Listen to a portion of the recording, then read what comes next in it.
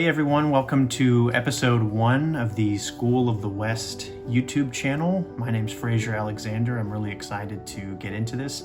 Today's episode is part 1 of a 3-part series on the importance of fantasy as a genre. Part 1 is titled Fantasy versus Realism.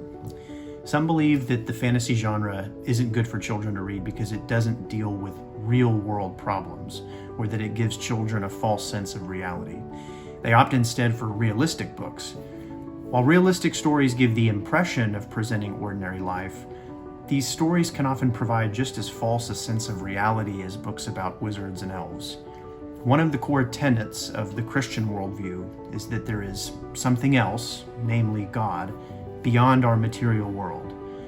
Reading fantasy reveals to us our innate spiritual longing for this something else outside of ourselves, while realistic stories keep us focused solely on ourselves. A disclaimer, I am not against reading history, science, or nonfiction. Broadly speaking, this essay is comparing realistic fiction with fantasy fiction. I use the term realistic as a stand-in for any work of fiction that takes place in the real world and is devoid of magic or the supernatural. In his essay on 3 Ways of Writing for Children, C.S. Lewis analyzed the difference between 2 of the most popular literary genres for children in his day, fairy tales and school stories. Since we don't really have the genre of school stories today, a good modern equivalent would be something like the movie High School Musical, or really any Disney Channel show for that matter. Lewis is describing stories that take place roughly in the present and have no magic or supernatural elements. Lewis wrote, quote, "I never expected the real world to be like the fairy tales. I think that I did expect school to be like the school stories." End quote. Let's look at this from another angle, using The Lord of the Rings as a stand-in for fairy tales and High School Musical as a stand-in for school stories or realistic fiction.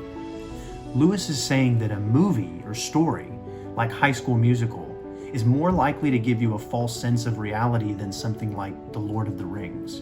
It's a bold claim.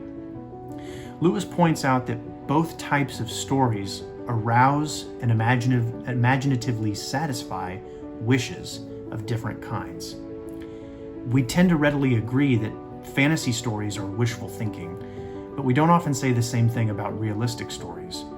But both types of stories create in us a longing. Fantasy creates in us a longing for something outside of ourselves, what Lewis called the desire to, quote, reach fairyland, end quote. According to Lewis, this longing does not dull one's desire for the real world. It gives it, quote, a new dimension of depth, end quote. Conversely, the realistic story, again, think High School Musical, creates in us a longing to have the exact same life portrayed in the book or movie. The devilish thing about this is that we assume that the lives of the characters in realistic stories are achievable simply because they're realistic, or so we think. But they leave us unsatisfied ultimately. Realistic fiction sends us, quote, back to the real world, undivinely discontented, end quote.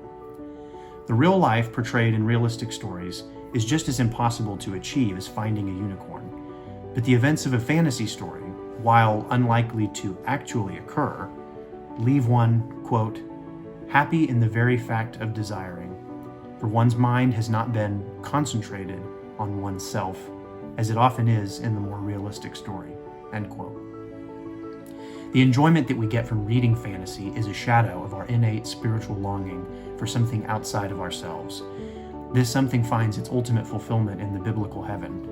Realistic stories keep us trapped in the material world by portraying lifestyles that are flashy and attractive.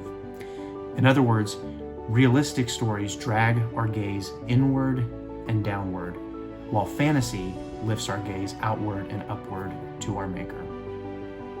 Thanks for watching, everyone. Be sure and subscribe to my channel and follow me on Instagram and Facebook @FraserWrites, and I look forward to sharing more content with you guys. Thanks.